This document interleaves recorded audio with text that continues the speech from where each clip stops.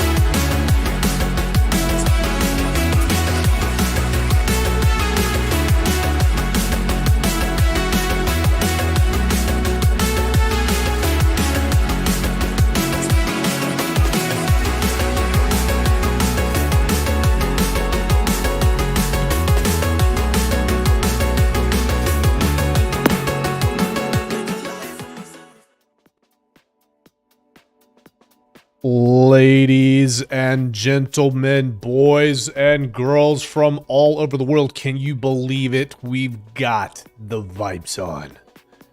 Due to overwhelming demand for the Vipes, I decided to give in and give the masses what they want. The Vipes. All right, let's check chat here. Ladies and gentlemen, as always, this is a quick reminder. Some of you guys have been falling off a little bit here. And I got to do these reminders a couple times a stream now, but here you are. Rags to riches. Do not like, comment, or subscribe. Ladies and gentlemen, you cannot like, you cannot comment, you cannot subscribe, all right? You really have to have no expectations of what happens here or anywhere on my social media.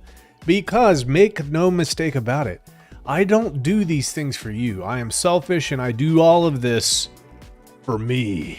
All right. All right, ladies and gentlemen, let's check chat here. Brandon Davis, CEO, CFO, C of all those. As always, I have no idea why you're here right now. BWG. Let's go, Gingy boy. Yup, K, what is up? Facing reality. Boom. What's up, dude? David Lee. Hey, fam. KD. Red Squirrel, oi, oi, Godfather, J666. Facing reality, what's up? Marcus99, Godfather, J6, JB. Gunner Boat, what is good? It's the freaking weekend, baby. We're about to have me some fun. What's up, do-rags to riches? Do-rags to riches. I'll wear one next time. Off on a Friday morning. Yeah, better to do nothing. Hey, Taryn, what's up, dude? Jack Handy. Trying to catch a live with some janky service. What's up, fam? Face reality there, B-dub. Okay, okay. All right, guys, I'm seeing a lot of stars here in chat, man. I mean, we're blowing up the stars, ladies and gentlemen. We got 29 people here in this stream right now. I didn't give many people heads up with this one. We got 29 folks in here. Y'all just burning up the stars. The chat is on fire. The chat is on fire, ladies and gentlemen. Absolutely. Hex token, do not describe us. Don't describe or like, yeah, don't describe. Don't tell anybody. Don't subscribe. Erdo, what is going on? Crypto Trucker, OMG, Digital ID. Here it comes with Charlie, Bravo, Delta, Charlie's, Hexagon. Bring it on, Rags. All right, guys. Here's how we're going to start off. We're going to start off special. The first thing that I want to say. Boom, boom, boom, boom. First thing I want to say, okay? Here's what we got going on. Ladies and gentlemen, as I have told you, I believe that newsletters are extremely important.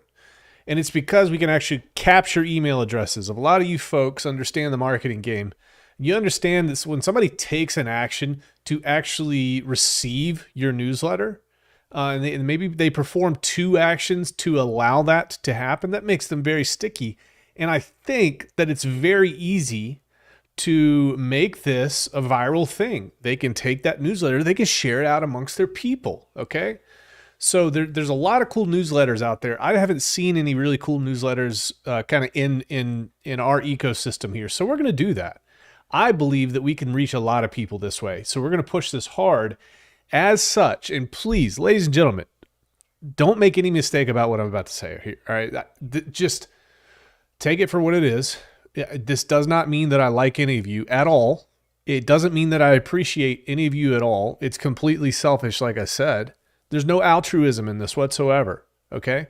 So here's the deal. If you are on Twitter, All right. You are going to tag, actually, you're going to put dollarriot.com. You can find the link in the description of this video. So you take that link, you put it in Twitter, and then you tag me, and then you tell people to join dollarriot.com. For that, we are going to do a giveaway because it's Friday, and I am feeling manipulative today. So let's manipulate Twitter into joining this horrible newsletter that we have, dollarriot.com. So you have to tag me, and you got to add dollarriot.com. And I'm going to pick somebody to send $20 to. Amazon gift card, doesn't matter where you are, you can use it, all that jazz. But you got to take a picture. You got to take a picture when you get whatever you're going to get, and then tag me again so we can share with everybody. And I'll put you in my newsletter, all right? Another thing that I want to point out here, if you guys watch any newsletters, read any newsletters rather, and you kind of want maybe me to do a collaboration with those folks, let me know in chat. You can also message me, tag me, let me know. I'll reach out to them, and maybe we can do some back and forth there, and we'll go from there. Guys, I'm going to start this out. I'm going to start this whole thing out with something important here, all right? You guys saw the title of this. Don't be fooled by BlackRock. You guys know. Most of crypto Twitter doesn't know. I'm going to give you so many examples of how hoodwinked they are. And they're just so many steps behind you guys. All right, you guys are on the cutting edge here. So I like stories, guys. I like parables. So we're gonna do that in the vibes. In the bustling city of Bitville, the inhabitants were buzzing with excitement. The government had just announced a takeover of Bitcoin, and to the surprise of many, the news was met with widespread celebration. Wow, there's people everywhere. They flooded the streets. They're waving flags. They're cheering, believing that this move would only lead to one thing: the rapid increase in the value of their digital assets. Among the crowd was a diverse group of individuals, each with their own hopes and dreams and tied to Bitcoin. There was Tim, a young entrepreneur who had invested his life savings into the cryptocurrency, hoping to strike it rich overnight. Oh, man, Tim. Jeez, what is going on here? Sarah, a tech-savvy enthusiast, believed that the government's involvement would bring stability and legitimacy to the volatile market. And then there was Michael, an average citizen who had only recently jumped on the bandwagon, simply seeking to make some extra money to support his family. Plus one in chat if you know one of these characters here. If you know one of these archetypes, plus one in chat. As the government began implementing its control over Bitcoin, the people rejoiced. Yes. The mainstream media portrayed it as groundbreaking, a groundbreaking step towards financial progress and economic prosperity. The government officials themselves touted the move as a means to protect the citizens from potential fraud and illicit activities. It seemed like a win-win situation for everybody. All right? Everybody. However, what the celebratory crowd failed to realize was that this takeover was not solely about stabilizing the market or safeguarding the citizens. It was, in fact, my friends, the death knell of financial privacy. How many of you guys thought it was a death knell? With the government's increased control, the anonymity and decentralization that Bitcoin once promised were gradually eroded. Transactions were monitored, identities were linked to wallets, and the previously private nature of finances became a thing of the past. As the days turned into weeks and weeks into months, the consequences of this governmental intervention started to surface. The centers were labeled as potential criminals subject to increased scrutiny and surveillance. Whistleblowers who had relied on the anonymity of cryptocurrencies to expose corruption and injustice found themselves exposed and vulnerable. Bitville's once vibrant and thriving underground economy, fueled by the privacy of decentralized finance, slowly withered away. The art of financial self-sovereignty was lost as the government's control tightened its grip on the cryptocurrency market. The people who had once celebrated the government's involvement began to feel the weight of their unintentional celebration. Tim, who had hoped for the life-changing windfall. Let's see, we got any Tims here? Yeah, we got some plus ones for Tims in there. Yeah, we got some of those. All right. So let's talk about Tim. Tim, who had hoped for a life-changing windfall, watched in despair as his investment plummeted, crushed by the government's heavy-handed regulations. Sarah, who had believed in stability, found herself questioning the price she had paid in surrendering her financial autonomy. And Michael, the average citizen seeking a better life, realized that the government's intervention had stripped away the very privacy and freedom that he cherished. In the end, as the dust settled and the truth became clear, the people of Bitville were left a bitter taste in their mouths. See what we did there? The government's takeover of Bitcoin had inadvertently ushered in the demise of a society that valued privacy and autonomy in their financial transactions. They had celebrated the very thing that would ultimately rob them of their freedoms, unknowingly praising their own downfall. Wow. Guys, you might think to yourself, Rags, well, the title of this is actually, it has to do with BlackRock. Why are you pointing out the government? Guys, there's a reason for that. They are one and the same. They always have been. They can't exist and flourish without cooperation amongst each other. All right? I'm going to show you some examples of people that are getting it so wrong right now. Getting it incredibly wrong. All right? And then I'm going to give you an idea of what crypto Twitter thinks this crypto thing is, and they don't understand what they're giving away. And they're endorsing this. They're endorsing BlackRock and Schwab and Morgan and all these folks to come in. Make no mistake about it. Do not doubt me on this. The story that I just told you is closer to reality in a closer time frame than you might think. I promise you this. I promise you.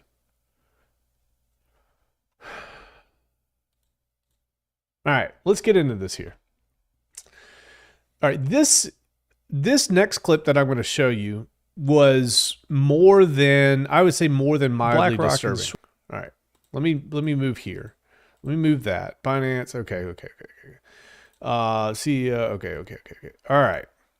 So what we want to do here, we are going to play this clip, and this is going to give you a cross section of the people in cryptocurrency and in Twitter and all over the world, really, because you got to remember, these people that are talking, they've got influence and reach because they have an amplifier. All right, they have the ability to broadcast. So we're going to kind of let them talk, and I'm going to let you guys talk to me about what you think about what's being said, and I might pause here and there. All right. So the topic of this conversation is BlackRock's CEO's turnabout on Bitcoin elicits cheers. Okay. Skepticism of crypto cred. So let's do this. Bing, bang, boom. 1, 2, 3. Maximize. But first, ladies and gentlemen, we've got to make sure.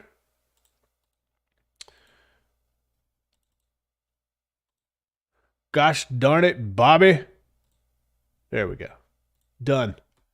Dunzo. Here we go, ladies and gentlemen, and David Lee. Could, quote, revolutionize finance in an interview with Fox Business on Wednesday.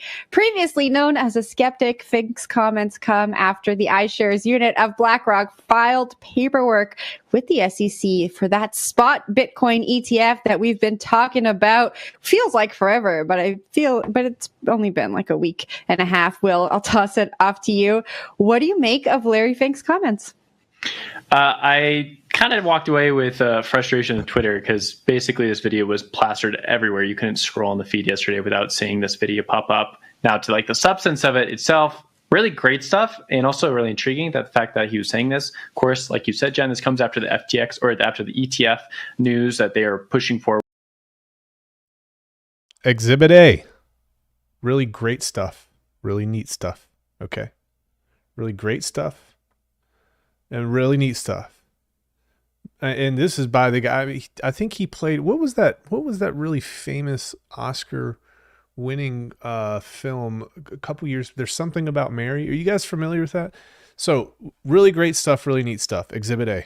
with it with the surveillance agreement with Coinbase. They've refiled, and they're in the running with all these other ETFs who have filed over the years. Now, his comments in the video were two parts, right? One part about crypto being an asset class, and the second about Bitcoin specifically being digital gold. Now, not to read into it too much, because a lot of times people in these positions who sort of have like a wider understanding of the financial space, but not necessarily crypto or Bitcoin in general, they kind of use the terms interchangeably. So it's hard to know really what he was saying there. Is he a Bitcoin bull and thinks of Bitcoin as gold? Or does he think of all crypto sort of having gold-like quantities about it? It's hard to know. I would assume it's probably the former. They think like Bitcoin has some gold-like tendencies, and all these Gold-like quantities or qualities? I think he meant qualities. other digital assets could have properties that are emergent and useful over time. And that leads me to my second thought, maybe conclusion from this is maybe this is not the only ETF they're going to put forward, right? Like it's not only going to be a Bitcoin ETF. Maybe there's an Ethereum ETF in the future. Maybe there's another token as well. Maybe there's I want you guys to pay attention to something here. All right. I want you to pay attention. Now, we've always said this, and here's the irony in this. Until we get the Rags to Riches News Network built out, we got to deal with this type of reporting. But on the flip side, it gives us really good content to talk about. Look at the headline here at the bottom from Coindesk.tv. BlackRock CEO Larry Fink says Bitcoin could revolutionize finance. BlackRock CEO Larry Fink says Bitcoin could revolutionize. BlackRock, Bitcoin, revolutionize finance. What do you guys think about that? What do you guys think about that? That guy is giving the world exactly what the world wants. And the world wants an idea. The world wants hope that the money that's in their wallet will pump. They don't care how it gets there. They don't give a damn. And I'm going to make this statement about most of the people, not the people in this chat. You guys are probably part of that 1%. You're part of the 1% of the people in your peer groups out of 100 folks that actually get it, that actually understand, that have actually woken up to these ideas. Okay, but he's not talking to you. He's talking to the other 99%. All right, the other 99% who don't understand that they are giving up their freedom. They are giving up all the momentum that was accrued over the past 13 years, okay, via these incredible opportunities with cryptocurrency, starting with the Satoshi white paper. And we're going to get more into this. Don't worry. Here we go. There's a basket of tokens that incorporates things like a Coinbase or a Bitcoin miner and Bitcoin or Ethereum, stuff like that. So I think there's more on the horizon if you're seeing the head of this huge company going forward and promoting something like that. Wendy? Do you really want my take? I feel like it's a little bit too early for my take, guys. Okay, we'll get to Sam and then you. All right, you know what? Okay, give it to Sam and then trying to catch my breath here. Okay, give it to Sam. I mean, I'll make a quick take. I wrote down like one of the quotes here about how he was talking about, when he was praising the virtues of blockchain technology, he talks about when you have a quote unquote pure blockchain. And then he's like, if you know who the buyers and sellers are, then, it's a positive thing for the financial.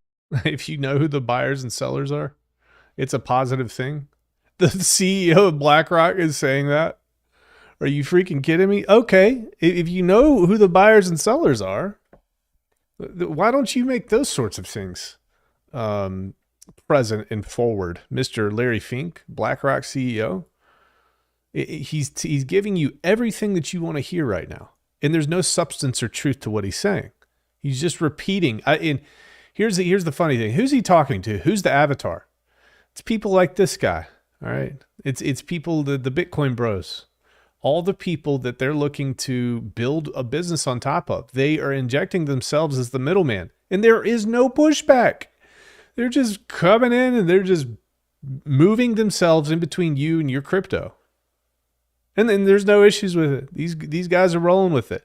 Now, I gotta be honest about this. All right, let's be honest about this real quick. I do understand that these people are employed by CoinDesk. And if they say things that go against the narrative, then they will be fired and they will be replaced. So there's that.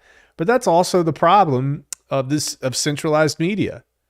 And that's also the advantage of individual journalism, i.e. your boy Rags to the Riches.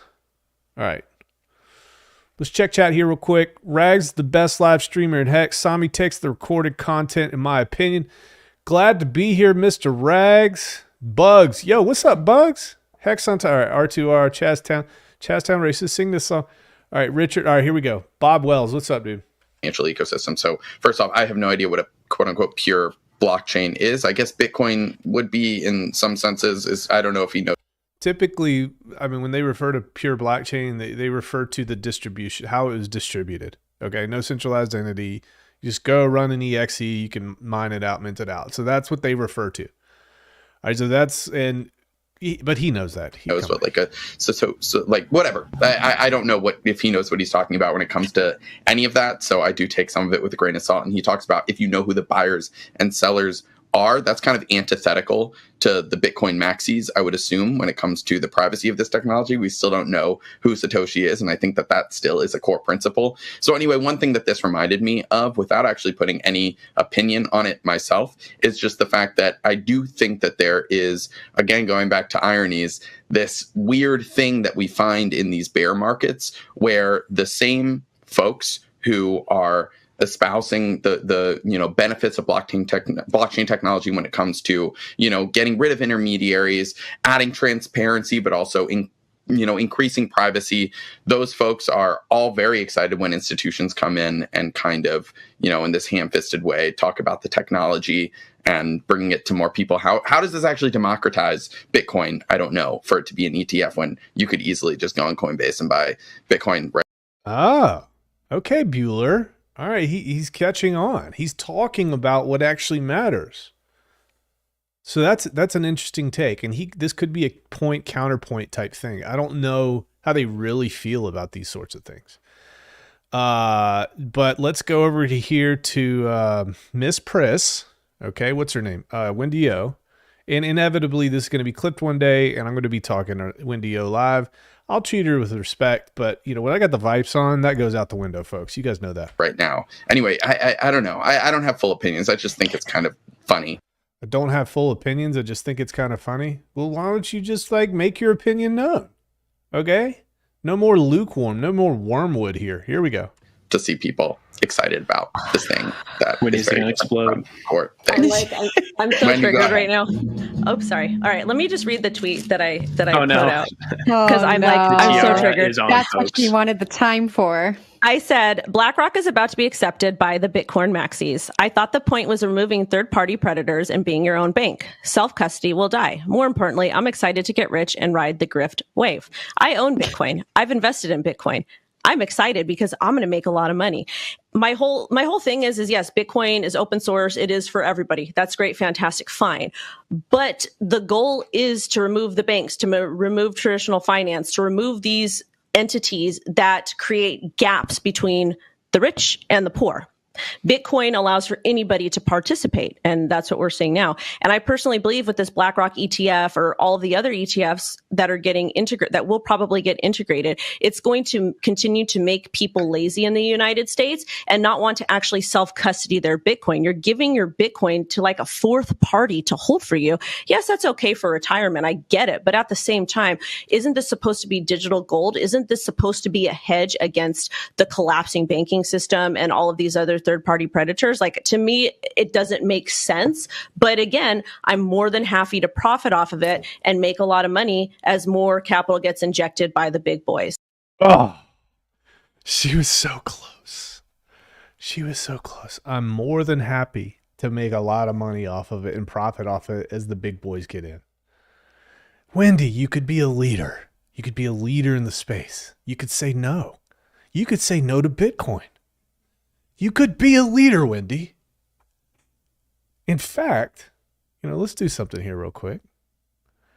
Your boy Rags, I actually reached out to your girl Wendy. Reached out to her on Twitter. Now, unfortunately, and I kind of expected this, Wendy didn't really feel inclined to say anything back to me. All right? Wendy didn't say much. So what I'm going to do here, and this is actually pretty good, I think. I am going to basically talk to you about what I said. All right. And I'm going to start with two influencers. Now, most people are going to say, like I said yesterday, they're going to say that I'm a woman hater of some sort. All right. And this was my message to Wendy, and I'm going to let you read her tweet as well. But this is my message to Wendy, and this is also my message to somebody who can't speak English, and it's their name's Crypto T. I said, guys, I think you're missing the point. BlackRock has been fudding Bitcoin and crypto for years to suppress price, while accumulating Bitcoin by proxy through many of the public companies that it owns portions of. It holds Circle's USDC reserves. It went into partnership with all the major financial institutions in the US years ago to push and develop Mimex trading, for example. If you guys don't know what Mimex trading is, go back, I think it was 2 streams ago. I went into great detail about that. And then, ladies and gentlemen, I even took this further, and I wanted to show you this on stream because we did not actually go over any of this. Do you know who's on the board of Mimex? If you guys don't know what Mimex is, an EDX, Mimex was created to be able to create the technology that EDX, the market exchange that's backed by 5 of the biggest banks in the world, they're going to use Mimex to process these transactions for crypto. With Litecoin, they're going to do it with Ethereum, they're going to do it with Bitcoin and Bitcoin Cash. But first, I want to show you who is on the daggone board. Check out who is on the board of Mimex. You guys won't even believe this, man. It's absolutely insane. All right. So the first person, this is Jonathan Kellner. All right. He held technology and equity trading roles at global financial services firms such as Charles Schwab and Morgan Stanley. All right. Interesting, right? Not really interesting. We just assumed that this is going to happen. All right, let's go next. Erica Antonito. And by the way, dude, shout out to, who was I going to shout out here? Anthony Munoz, the world's youngest billionaire. What is good in the hood, my man? What is going on?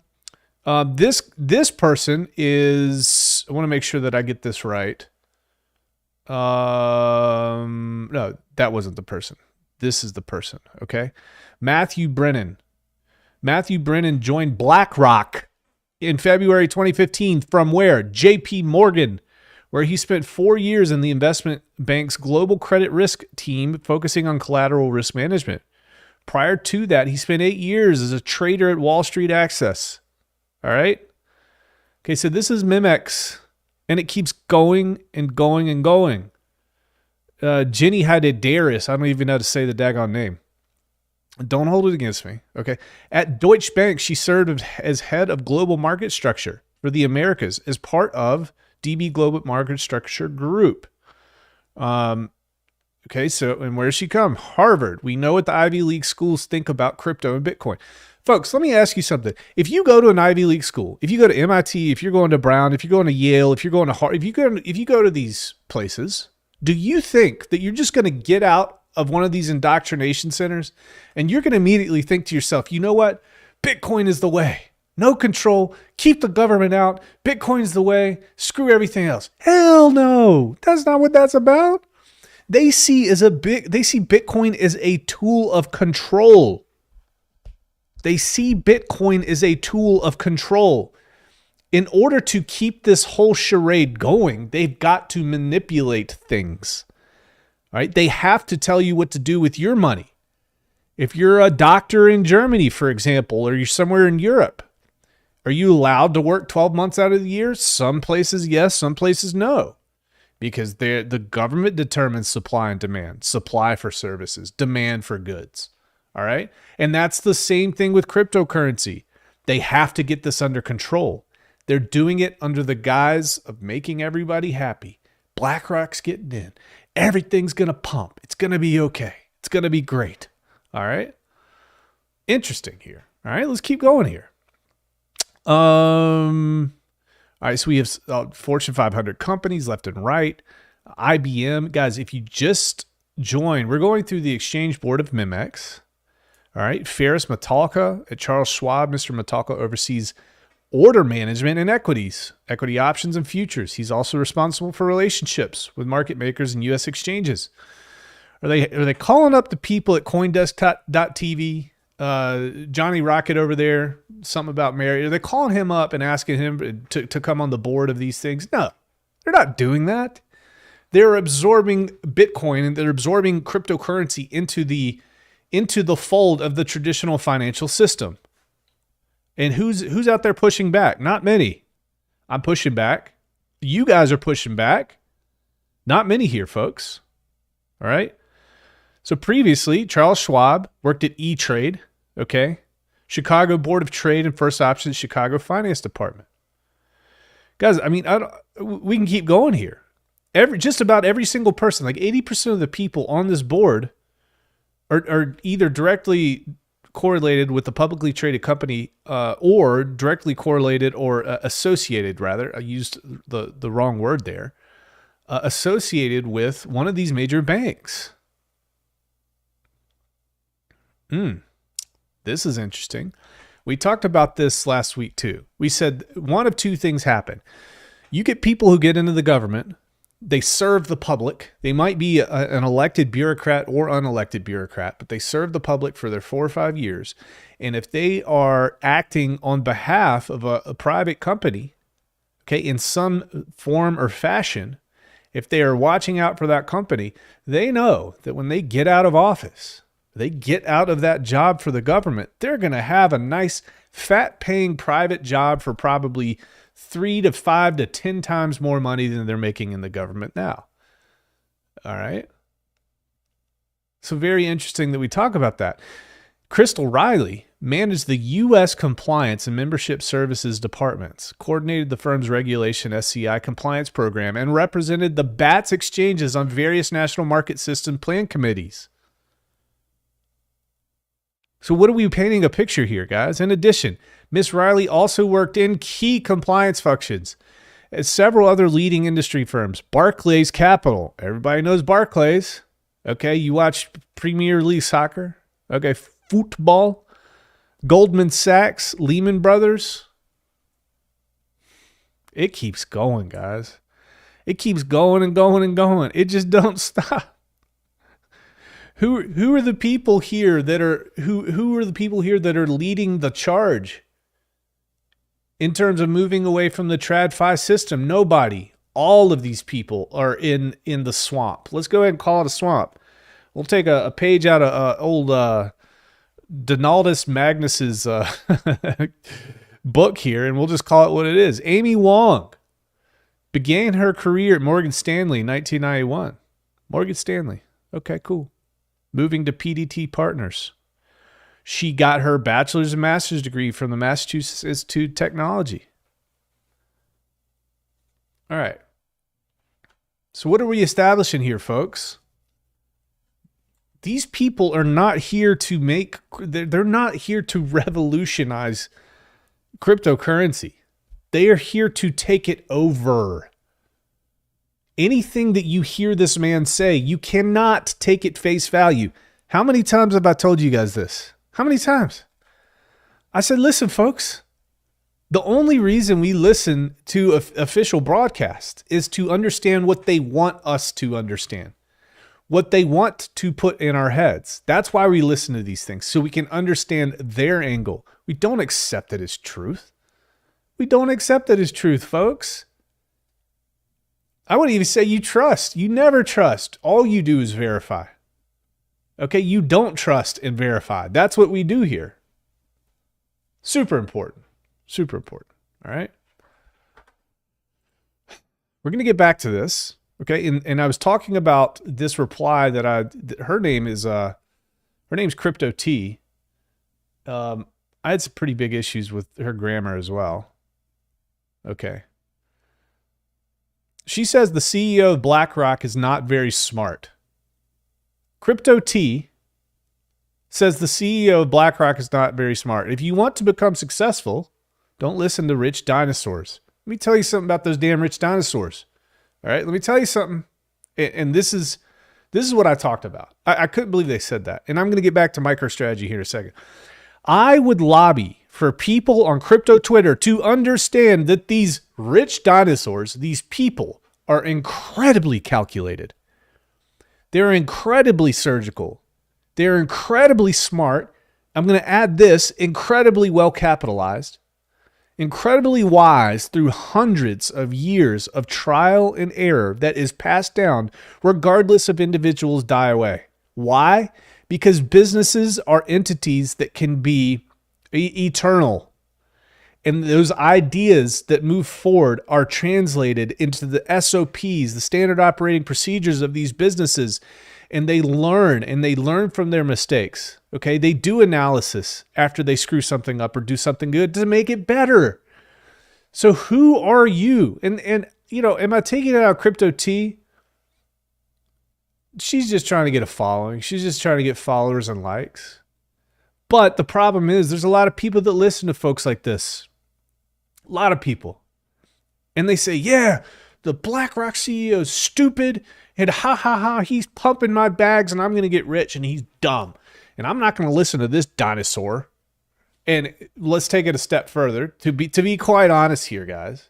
Okay, this day and age, old white man, that's what they're going to use. Okay, that's the Marxism bleeding through. Calculated, surgical, incredibly smart, incredibly wise through hundreds of years of trial and error, and incredibly deceptive. They are literally in business to deceive in order to profit. On top of that, they work directly with every federal program in the world to profit off inflation. Know thy enemy for the sake of everyone. Okay? And here's the other question. Everybody thinks that BlackRock's just now getting in. Dumb. It's dumb. I'm going to pull this up. I'm going to show you this. Okay, this is MicroStrategy Class A. Okay? This is the official documentation for the latest disclosed ownership of BlackRock Inc. Disclosed ownership of who? MicroStrategy. Guys, how much Bitcoin does MicroStrategy own? It's like 145,000 Bitcoin right now. 147. And by proxy, who else owns a portion of that Bitcoin? BlackRock. You guys think they just hopped in. No, they are playing a game. I think they started taking cryptocurrency seriously in 2015, 2016. They started laying the plans. If you guys don't think that Michael Saylor is a mouthpiece for BlackRock, then consider this. Michael Saylor, during the last cycle, was telling everybody, he's like, here's the blueprint. I think he got his CFO to do a whole masterclass on how to integrate Bitcoin into your balance sheet as a business and in Fortune 500 companies. They had online online conferences. They had in-person conferences. They're talking about all this. He was going around, and what he was effectively doing through BlackRock, who owns, everybody knows how many companies BlackRock owns shares of. It's something insane. Something like 70. No, I'm not going to say the number because I don't really know, but it's a large amount. A large amount of these Fortune 500 companies that are publicly traded listened to Michael Saylor. And they started adding Bitcoin to their balance sheets, which also adds Bitcoin by proxy to BlackRock's balance sheets. You guys see that? That's what that is. He went off. He went crazy. Okay? They have been in the crypto game for a long time. And some of these knuckleheads, and I got to be careful. Again, if the vibes are on, man, it does something to me. When the vibes are on, man, it fires me up. I don't give a damn about your feelings. Empathy out the window. It might get weird. It might get weird here. I need to calm the hell down. And I need to check chat. But some of you guys are knuckleheads too in chat, so I don't even know what I'm going to do. Tornink, sorry, driving, horrible typo. She needs to say it more. Rad Max in the house, hell no. They're going to tell you it's bad for the environment. Guys, they're going to start blocking out the sun. Have you guys seen that? To chill out global warming. It's going to kill everything on Earth, including you. They're crazy. They're freaking crazy. They want to control the weather. They're out of control, man. Out of control. They want to kill all the animals. If you kill all the animals, and there's no animals being made, then we won't have global warming, right? That is crazy. All right. Michael Sailor. What is that? What's Papa Lockin'? What's Papa Lockin'? Steak and Bake JDB. What's up, dude? All right, guys. If you just got here real quick, I want to make it fair for everybody. I've got a roller coaster of emotions today. I don't care about your feelings. And again, let me remind you, this is completely selfish. If you tag me and then you add $riot.com to a tweet, okay, I'm going to pick a winner to shoot out $20 for an Amazon gift card. And it's not because I care about you guys. It's not that I want to build my influence with you guys. I'm trying to build my influence with the newsletter, okay? Completely selfish. So I don't care about you. But if you do those two things, you could be a winner. Join our list. Look, they're already trying to make me join their list. I ain't joining your damn list. All right, here we go. So we explain how that works with MicroStrategy. Guys, they've done this with so many companies. They own portions of Bitcoin and cryptocurrency and Ethereum and all this stuff all over the place. Okay, you got shares of the GBTC Trust. You think they own a lot of that? I'm sure they do too. Y'all goddamn out of control, man. Woo! All right, so I'm going to click this girl's stuff, man. All right, this is hilarious. I'll point out two things. Okay, remember, I'm a woman hater. I hate women. I treat women horrible. A lot of you guys have been in private, like gone to restaurants with friends and small groups. And you've seen how bad I am with women. I just hate them. Okay, and I treat them as such. Not a gentleman at all. You treat them like dirt. They stick like mud. That's what everybody says, right? All right, here we go. Crypto T. Okay, so she says the CEO of BlackRock is not very smart. Mind you, I think this person has like 100,000 followers. Okay, cool. And this is a thread, 1 out of 7. Okay, this is the first thing that I read. In 2017, when Bitcoin was 5,800, Larry Fink says he's not interested because it's a tool for money laundering. All right, guys, you realize that money laundry is not spelled like laundry. Okay, it's not an actual phrase. Tool for money laundering. Okay, thank you, ChatGPT. Okay, this shows that he didn't do his homework before speaking on the topic. Okay, how ironic. Okay, it took BlackRock 6 years to change their mind and work towards adopting Bitcoin. No, it didn't. Everything that you see here, this JP Morgan, everybody's done it. They have fudded it forever and ever and ever.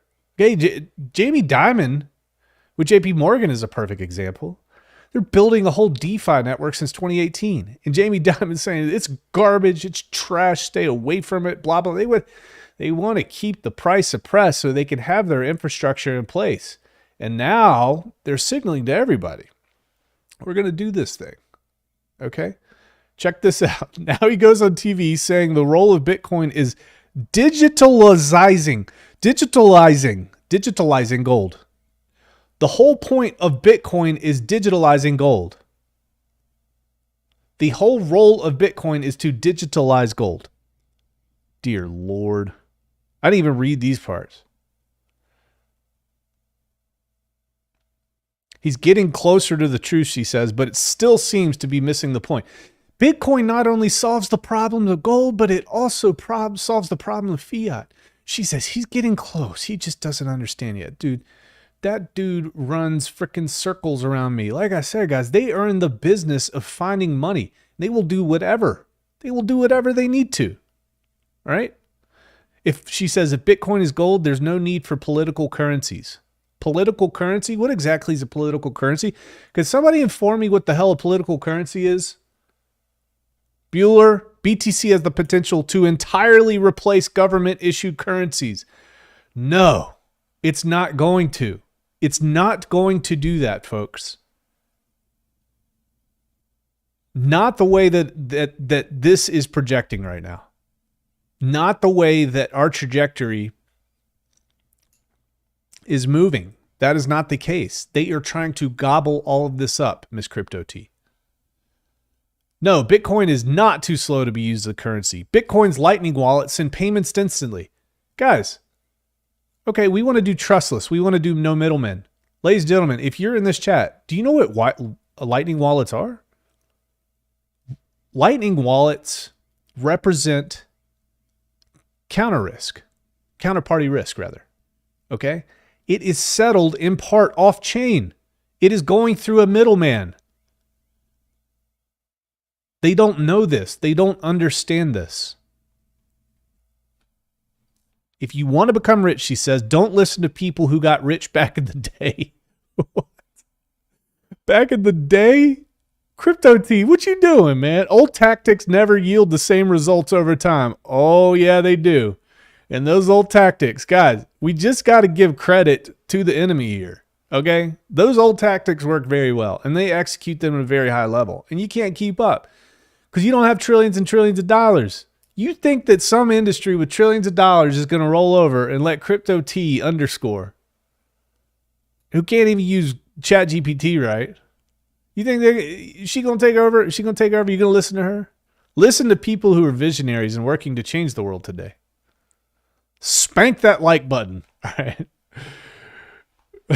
We're out here spanking like buttons. All right.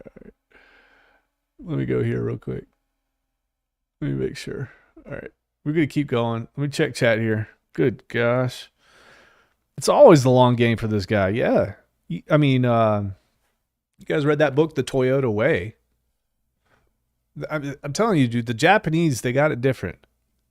The Japanese got it different. If you really want to get into the philosophy of long-term planning and you enjoy cryptocurrency, I'm not necessarily a massive advocate for Cardano. I'm not an advocate at all for Cardano. Let's just say that, okay?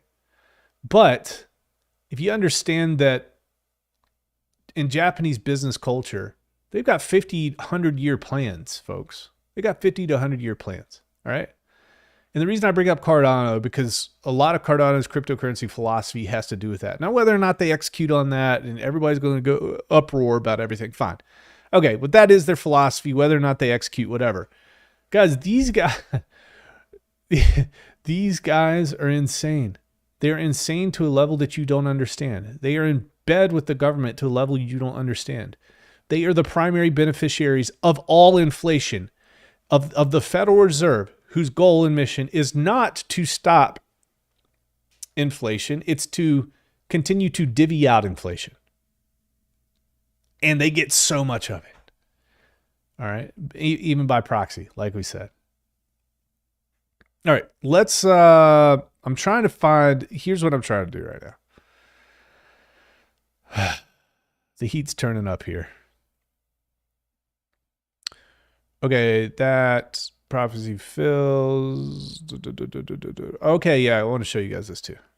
By the way, if you've been living under a rock, guys, we did that stream a couple days ago, maybe like a couple weeks ago, and we were saying that we were going to do a reaction of the 10 crypto predictions for 2023, and we actually had a crypto prediction turn right.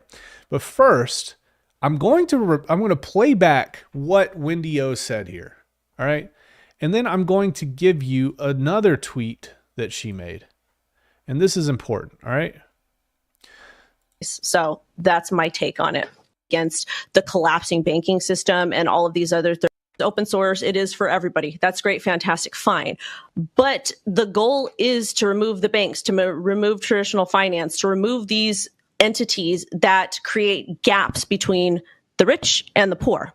Bitcoin allows for anybody to participate, and that's what we're seeing now. And I personally believe with this BlackRock ETF or all of the other ETFs that are getting integrated, that will probably get integrated, it's going to continue to make people lazy in the United States and not want to actually self-custody their Bitcoin. You're giving your Bitcoin to like a fourth party to hold for you.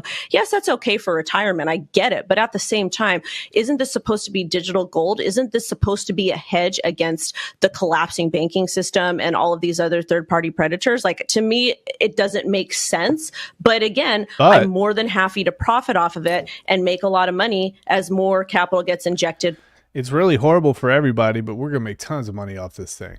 All right, so let's go to her tweet. Let's go to the tweet that she talked about here. And I found this very interesting. She says, do you want to know the real reason why BlackRock is bullish on Bitcoin and crypto? Tell me what the real reason is, Wendy. She had a lot of good stuff to say at the beginning. She kind of lost me at the end there. They want the downfall of U.S. banks just as much as we do. Banks charge fees. Fees impact BlackRock's bottom line. Follow the money.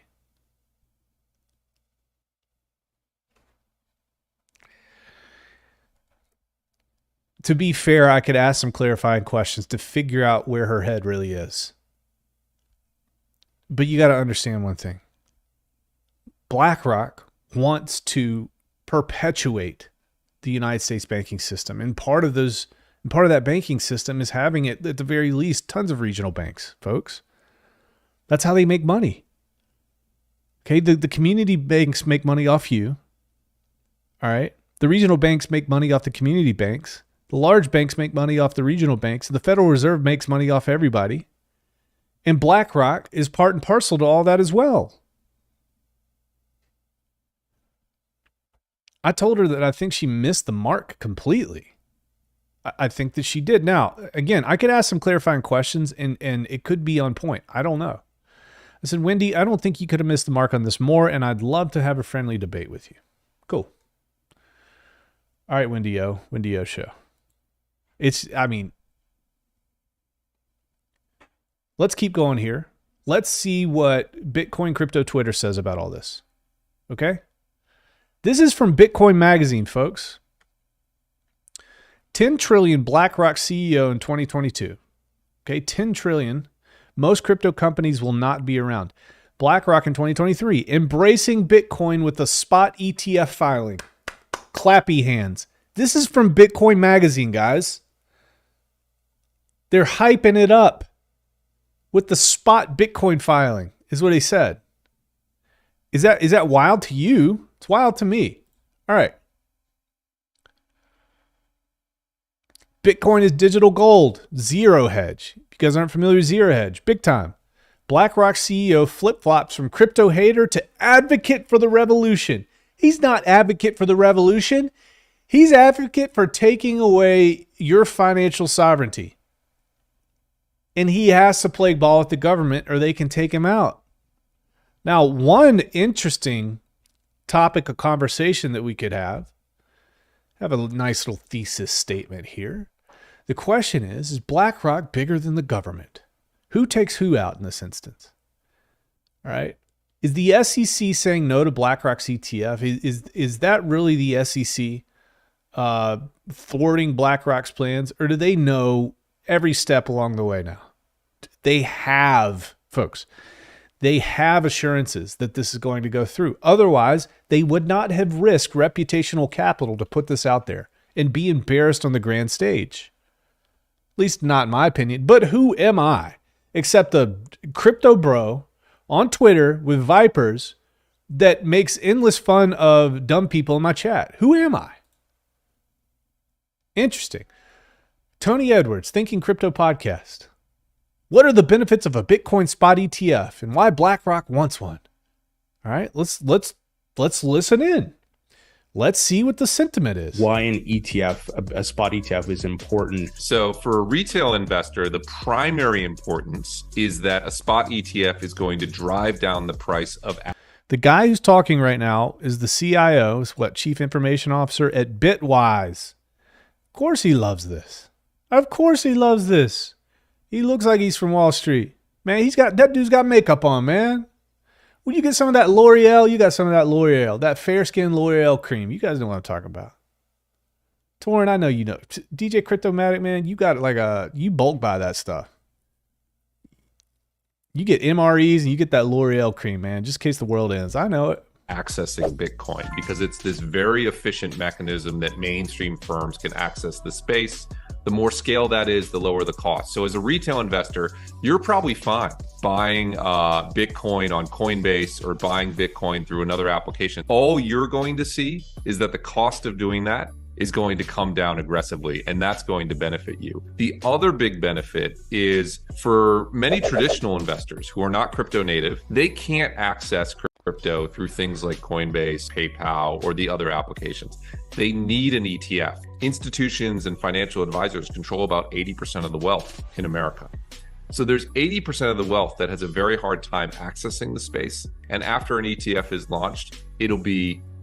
They have no problem accessing the space, ladies and gentlemen. They have problems legally making money off the space. Let me just translate that for you. They've got no problem accessing it. But a financial advisor is not going to show you Bitcoin. Okay, there's people in this chat right now that have gone to their financial advisors here in the past 5 to 10 years, and you said, hey, I don't know, what's a normal financial advisor name? Methuselah? Yeah, Methuselah Johnson. You go up to him and you say, hey, listen, Methuselah, like, what's the deal with this Bitcoin stuff? Screw Bitcoin. It's no good. It's not good, man. Stay away from it. It's a risk. It's horrible. But, dude, look at the chart. It's gone up. Nah, don't worry. It's a bubble. It's horrible. Okay? Whatever. But what happens with salespeople the second that they are incentivized to sell you that product? Oh, dude, Bitcoin's the best thing ever, dude. Move your stuff over, dude. You got a brokerage account over here. Take about 5% of that, put it in there. I'll make, X amount of dollars. It'll be all good. Okay, they don't make money, so they don't talk about it. Sales 101. All right, here's a little hint. You go to the Verizon store. The phone that they're not talking about typically is probably the phone that you should grab. I'll just tell you that right now. Especially if it's a company called Cellular Sales. All right. All right, let's keep going here. Let's see what the crypto sentiment here is. All right. This guy had some interesting stuff to say, but you know what? I'm not going to do this. All right, we're not going to do this. He's got a good radio voice. Check this dude's radio voice out. ETF filing came out, and then it seemed like the thrusters were ripped right out of that. Thrusters, dude. He just got all of my chat pregnant just by talking. Rocket ship. Because we were seeing headlines about the SEC not... Ooh, good voice, bro. We'll get back to you. And simply Bitcoin. It's more the same, folks. That's all I got to say here. There's a Pulse... Do you guys want to see the PulseChain FUD video? Or not video, but article and website? You guys want to see that? I mean, I could go over it.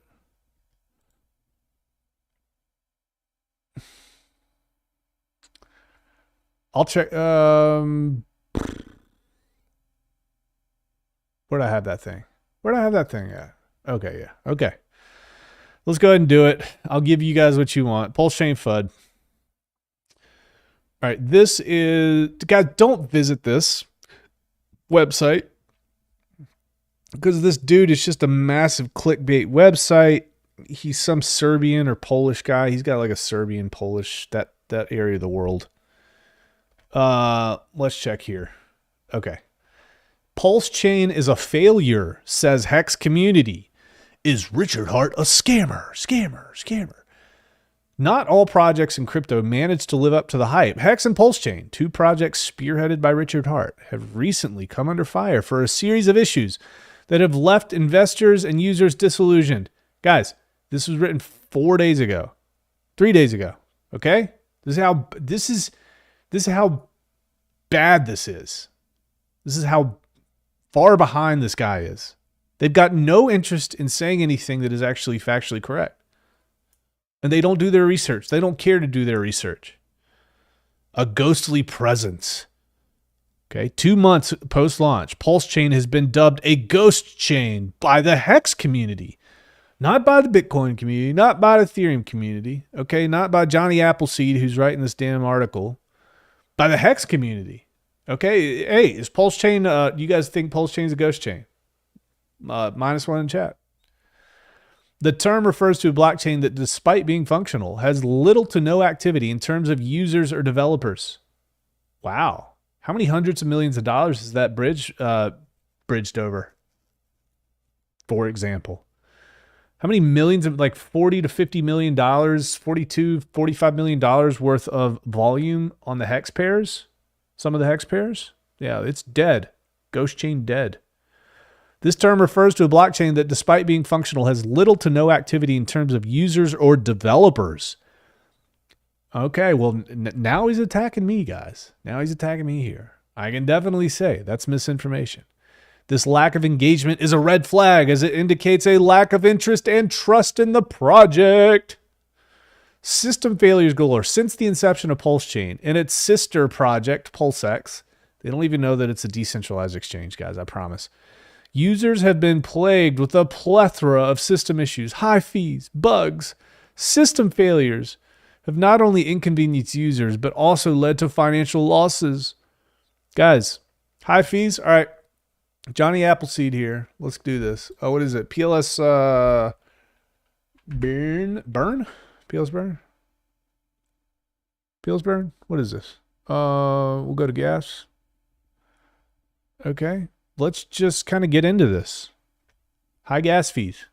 To send a PRC 20, a penny. That's high gas fees, right? Incredibly high.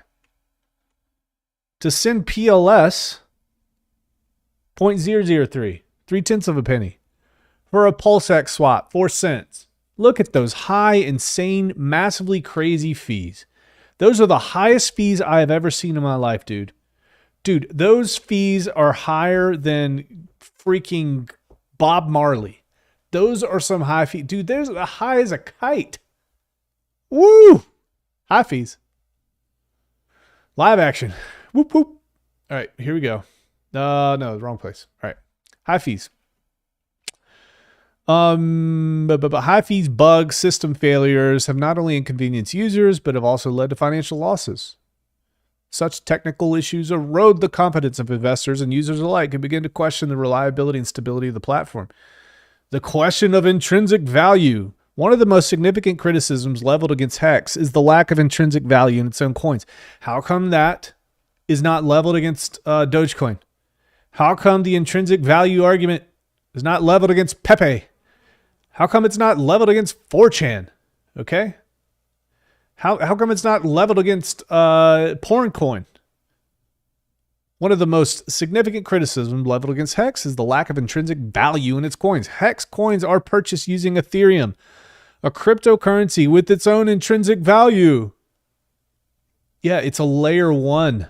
What's the intrinsic value of PulseChain? It's a layer 1 with everything that Ethereum has, with much lower fees, like 100x. However, the replicated tokens on PulseChain have raised doubts regarding their actual worth. Without intrinsic value, the long-term sustainability of a cryptocurrency is questionable at best. Let me tell you, what's the freaking intrinsic value of your website? 0. Now I'm just acting immature, folks. And I try to keep a level of professionalism here that keeps you guys engaged. And I apologize. I don't care, guys. I don't care. Okay. Johnny Appleseed, whatever his name is, the Warsaw Pact here, Petar Jaganovich, whatever his name is. Okay. So I wanted to show you guys that, just to show you guys this stuff's all over the internet. And these are just dum-dums. It's just massive opportunity for you guys. They will chase green candles. Green candles do what? Green candles cause amnesia. That is what is happening here. All right, I'm going to take this off here. Well, I'll put that there. Max Statico, what's good? Spank Chain. Fast layer 1 with much upside potential. I'm feeling dumber as you go. Please stop. You are welcome, Davis. Who paid him to write it? His enunciation is impeccable.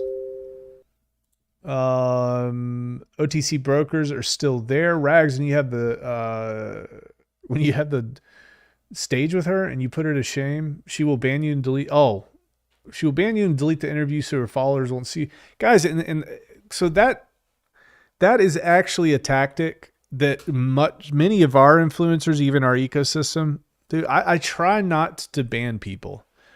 I try not to ban people when they disagree with me. If they're just going to level ad hominems, yeah, you probably get banned. But if you can come to the table and you're mad or upset with me, but you've got a legitimate reason and you could express that reason, I'm not going to ban you. You can keep talking to me. It's good content regardless. Davis says, unless it's a rigged game to keep us coming and going, lost in space. Oh yeah, it's like Wendy said. I'm going to keep making money while the sheep keep raging on the next shiny object. Good point. Dejan Dougie Peach, what is up? I know Dejan Dougie Pete. Actually, he has a Wendy O tattoo on his right butt cheek, folks. Ask him, tag him on Twitter, and ask him to show you. Rag needs that princess chair. Dude, my chair broke, man. Can you believe it? She's got alpha. She's an airhead, but her message here is accidentally correct. Yeah, portions. Facing reality, I'm 95%. He still thinks the Earth is shooting through space, chasing the sun at over 450,000 miles per hour. All right. This is just going downhill as I thought it might. I'm just here to see if I can see my reflection in your shades. I don't think so because I'm looking at the wrong screen. Petard Jovanovic. Yeah. Fastly. All right. Ladies and gentlemen, boys and girls, quick reminder. And guys, guess what? $20 gift card if you go on Twitter. $20 gift card. If you go on Twitter and you tag Rags to Riches and put $riot.com, you might win a $20 gift card. It's not guaranteed. One or two you might. One or two you might. And I'm going to shout you out. I will shout you out with whatever channel you want. I'll shout you out in the actual newsletter. So quick reminder, ladies and gentlemen. Rags to Riches. Do not like, comment, or subscribe. All right, we're going to do this outro. And ladies and gentlemen, got the Vipes on. Have a safe and fulfilling and horrible weekend. Thank you. Bye-bye. Thank